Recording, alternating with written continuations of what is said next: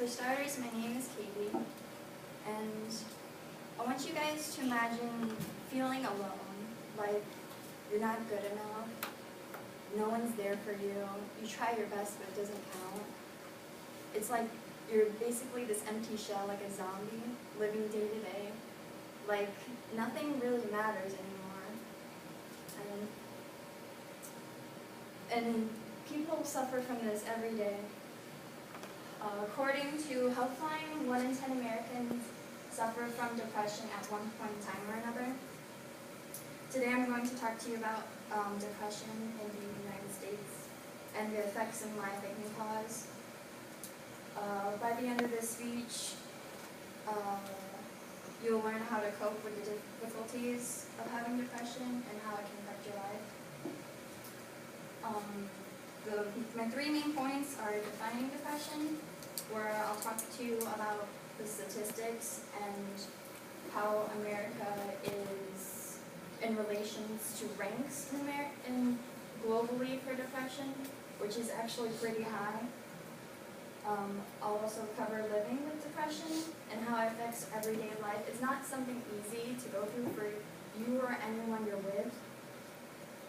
And I'll cover ways of coping, where there's actually a method that's very underrated that a lot of people don't really use, though it's really good for you.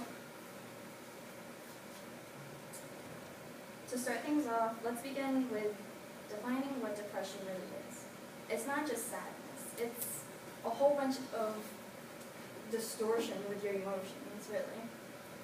It's loss of energy, change in sleeping and eating habits. You don't sleep a lot, you have insomnia, or you sleep too much, you can gain weight from it, you can lose weight from it.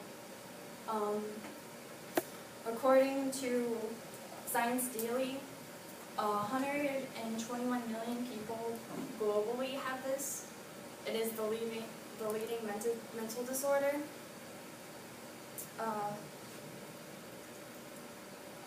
According to World Health Organization, women are twice as more likely than men to have depression. And according to the Huffington Post, the United States rank is second globally with 19.2%.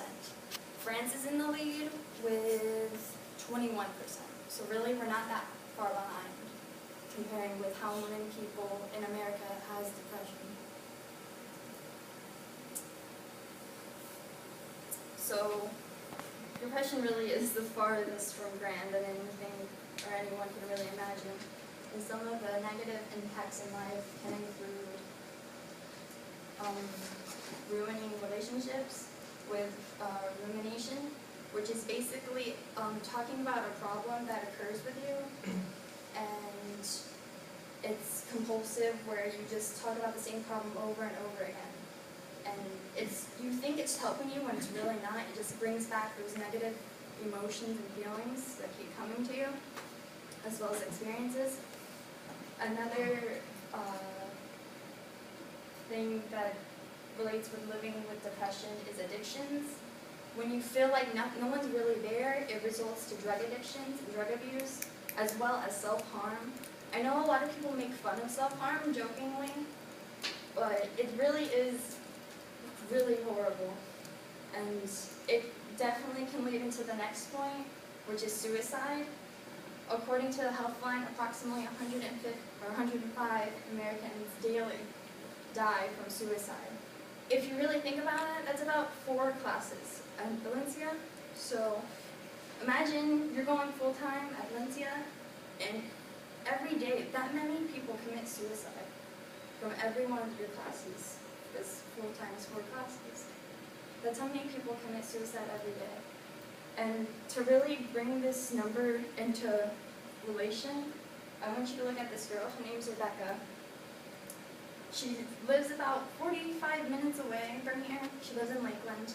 A couple months ago, she committed suicide. It started with bullying. She was bullying for a year, and then she got switched out from school to homeschool. Recently, this past fall, she started at another school, and the bullying continued. She couldn't take it anymore, So she ended up going to an abandoned concrete plant where she climbed the tower and jumped from. The only thing that she really said left, because everyone thought she was okay, she never said anything to anyone about being depressed or anything.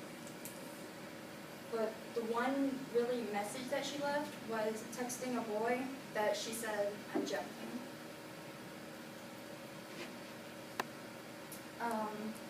So living with depression is very bad, and it can really affect everyone around you, including yourself.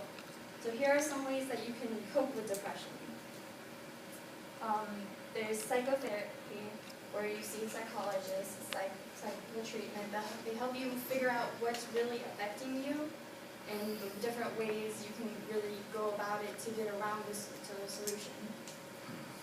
There's also medication, antidepressants, which I'm sure most people have heard of.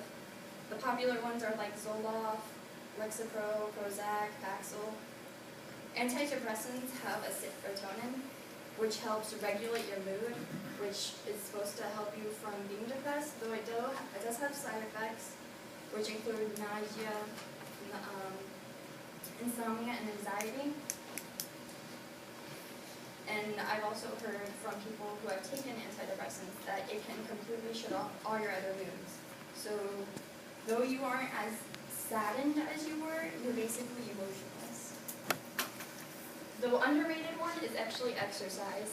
Exercise, as some of you may know from the people who do exercise, your body releases the endorphins, which make you feel better, and your brain releases adrenaline, serotonin, and dopamine, which all work together to really make you feel good about yourself. So exercise is probably the best solution you can do for you if you have depression. And my main 3 points that I really wanted to cover for this, for you to really understand, is that America is the second highest in depression. It can lead to suicide. It's very common amongst depressions. And though it's not necessarily curable, it is fixable. And to finish this off, I'd like to say that though depression is the leading disorder amongst the world, there is a way to get out of it and find a new life. Thank you.